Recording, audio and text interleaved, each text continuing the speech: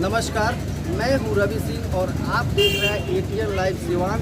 और मौका है जीरादेई प्रखंड के खिकिरा पंचायत में। यहाँ सरोज सिंह कुशवाहा हैं, उनके यहाँ पूर्व केंद्रीय मंत्री श्री नागमणि कुशवाहा यहाँ पर पहुँचे हैं।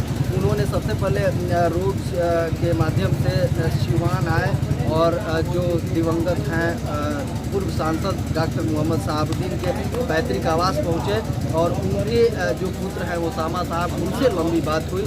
और उसके बाद से वो गोपालगंज जिले के बोरे ब्लॉक में गए थे और उसके बाद से यहाँ पर जीरादेई प्रखंड के इस खिकिरा पंचायत में पहुँचे हैं सरोज सिंह कुशवाहा के यहाँ।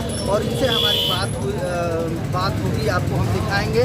और इन्होंने बताया कि बिहार की जो जनता है वो लालू और नीतीश की जो शासन है उससे अब उठ चुकी है और एक तीसरा फ्रंट बनाने के यहाँ पूरी कोशिश की गई है। और उन्होंने बताया कि इसी दरमियान इस तरह का दौरा हो रहा है जिसमें कि लगभग जो गरीब तबके के लोग हैं, माइनॉरिटी के लोग हैं और खास करके नौजवानों को इस मुहिम से जोड़ा जाएगा और इस पूरे बिहार को नीतीश और लालू राज से मुक्ति दिलाया जाएगा।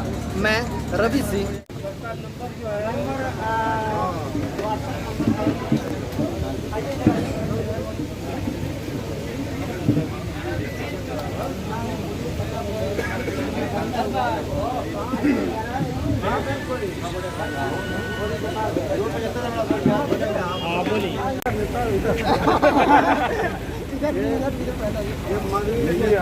पटना के इधर झारखंड के झाड़ू लीडर नागमणि कुशवाहा जिंदाबाद जिंदाबाद जिंदाबाद। नागमणि कुशवाहा जिंदाबाद।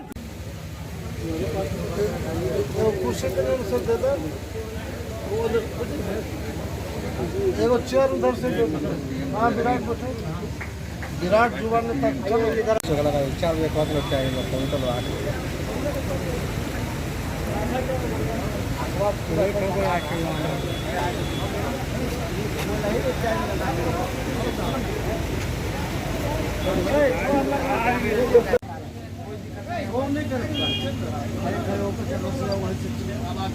अच्छा सुनो क्या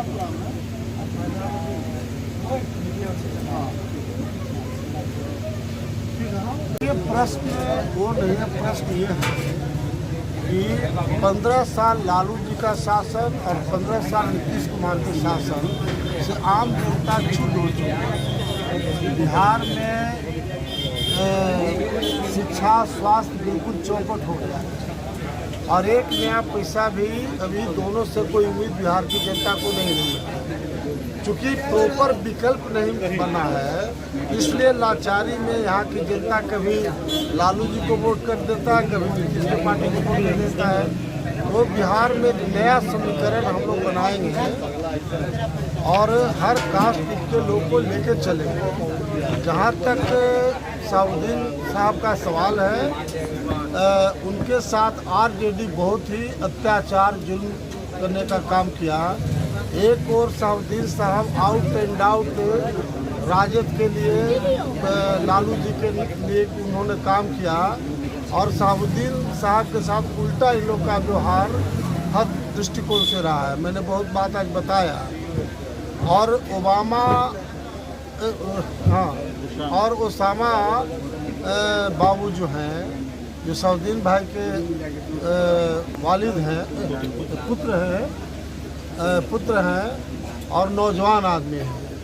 तो हम लोग ने आज उनको रिक्वेस्ट किया है कि हम लोग पूरे बिहार के पैमाने पर एक शोक सभा पटना में करेंगे, जो पूरे बिहार के तमाम माइनॉरिटीज के लोग और अन्य उनके जो चहेते लाखों लाख जो बैकवर्ड दलित या अपर कास्ट जितने लोग हैं, सब लोग को उसमें आमंत्रित किया जाएगा।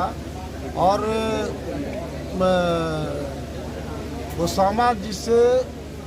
ओसामा जी को पूरे बिहार की जनता, खास करके जो माइनॉरिटी के लोग हैं, वह शहाबुद्दीन की नज़रों से देख रहे हैं। और ओसामा जी नौजवान हैं, उनमें एनर्जी है और काफ़ी अच्छा सलाहियत मैंने देखा। इसलिए मुझे पूरा का पूरा विश्वास है कि ओसामा जी के नेतृत्व में माइनॉरिटीज तो बिल्कुल 100% उनके साथ खड़ा रहेगा, क्योंकि शहाबुद्दीन भाई का इतना कंट्रीब्यूशन समाज के लिए है। और ये जो सिवान की धरती है वो तो शहाबुद्दीन भाई को भूल ही नहीं सकता, बल्कि 95% शहाबुद्दीन भाई के बारे में गलतफहमियाँ फैलाई गई है बिहार और देश के पैमाने पर, जबकि उनका जो अच्छाई रहा है उसको नज़रअंदाज किया गया। पूरे हिंदुस्तान में शहाबुद्दीन साहब ही एकमात्र सांसद रहे जो अपने क्षेत्र में यानी सिवान में डॉक्टरों पर उन्होंने प्रतिबंध लगा दिया था कि इससे ज़्यादा आप फीस नहीं ले सकते। उसी तरह से सरकारी जो फंड होता है 20 से 22% सरकारी पदाधिकारी के पॉकेट में चला जाता था।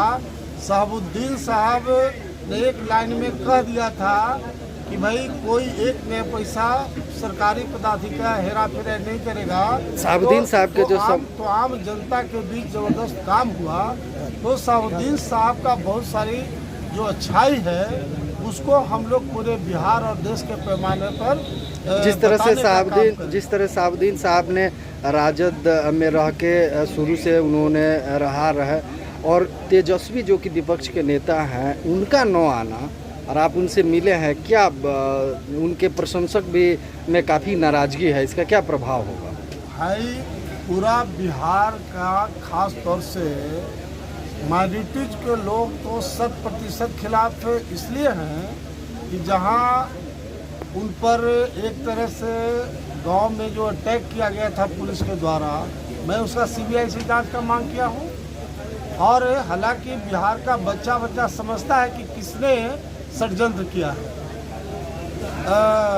जब सुप्रीम कोर्ट में उनका बेल पिटीशन के लिए राजद के जो बहुत बड़े जो एडवोकेट जो पार्टी के सांसद थे जेठमलानी साहब, उनको प्रॉपर वे में उनका फीस देने के लिए तैयार थे। खुद शहाबुद्दीन साहब मुझे बताए थे, मैं गया था मिलने, और लालू यादव के कहने पे इनका पैरवी तक नहीं की। तो एक और शहाबुद्दीन चूँकि मुसलमान का एक करैक्टर होता है कि जिसके साथ है ईमानदारी से रहता है, और शहाबुद्दीन साहब ने मिसाल को उदाहरण के तौर पर पेश किया है। लेकिन लालू यादव और RJD के लोगों ने क्या उनके साथ सलूक किया कि इतने बड़े 4 बार सांसद रहे, शहाबुद्दीन साहब के वजह से मास माइनॉरिटीज का भी सपोर्ट उनको मिलते रहा।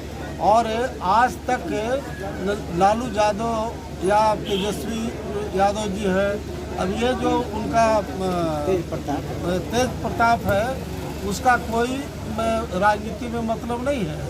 अभी लालू यादव या राबड़ी देवी या तेजस्वी, इसी का महत्व है। बाकी तो देखे ना कि तेज प्रताप जो है चला गया मिलने के लिए जीताराम मांझी से। अब ऐसे वो लफूगिरी करना कोई मतलब थोड़ी होता है। आप केंद्रीय मंत्री रह चुके हैं, उसके बाद से रोड से आप सिवान आए, सिवान ओसामा साहब के वजह से भोरे का दौरा, तो क्या अभिप्राय है इसका? नहीं, हमारा अभिप्राय है कि बिहार में नया समीकरण बनाना है, क्योंकि लालू नीतीश सठिया गया है। अब इन लोग से कोई बिहार की जनता को उम्मीद नहीं है। और जो शिक्षित बेरोजगार नौजवान हैं उनको कहीं रोजगार नहीं है। आप कोरोना काल में देखें कि सरकार नाम का कोई चीज़ नहीं, मेडिसिन में, ऑक्सीजन में बड़े पैमाने पर कम से कम 10-10 गुना ब्लैक में बिहार की जनता ने वो दवाई खरीदा और ऑक्सीजन सिलेंडर खरीदा। किस बात का सरकार का क्या काम है? तो ऐसे शिखंडी लोगों को, नीतीश कुमार ऐसे मुख्यमंत्री को बिल्कुल 1 सेकंड बिहार की जनता अब टॉलरेट करने के लिए तैयार नहीं है। डॉक्टर राजेंद्र प्रसाद, इसीलिए हमने प्रण किया हूँ कि बिहार में नया समीकरण बनाया जाए और एक डेवलप बिहार हम लोग को बना के देना है, सभी जाति समुदाय को लेकर। जीरादेई राजेंद्र प्रसाद की धरती है और यहाँ तितरा में आप सरोज जी के यहाँ आए हैं, क्या धन्यवाद के रूप में? सरोज जी को बहुत बहुत बहुत शानदार बधाई। इन्होंने अपने तरफ से 10-12 गाड़ी सभी नौजवानों के लेकर के हम लोग को स्वागत किए और आज यहाँ बुलाए हैं स्वादिष्ट खाना के लिए। अब खाने का ही इंतज़ार हम लोग कर रहे हैं। तो सरोज जी को, इनके पूरे टीम को हम बहुत धन्यवाद देते हैं और मीडिया के लोगों को सबसे ज़्यादा धन्यवाद देना चाहते हैं कि फैक्ट्स एंड फिगर को आप लोग हाईलाइट कर रहे हैं, जन जन तक पहुँचाने का काम कर रहे हैं। नाम बताएं। नागमणि, पूर्व केंद्रीय मंत्री।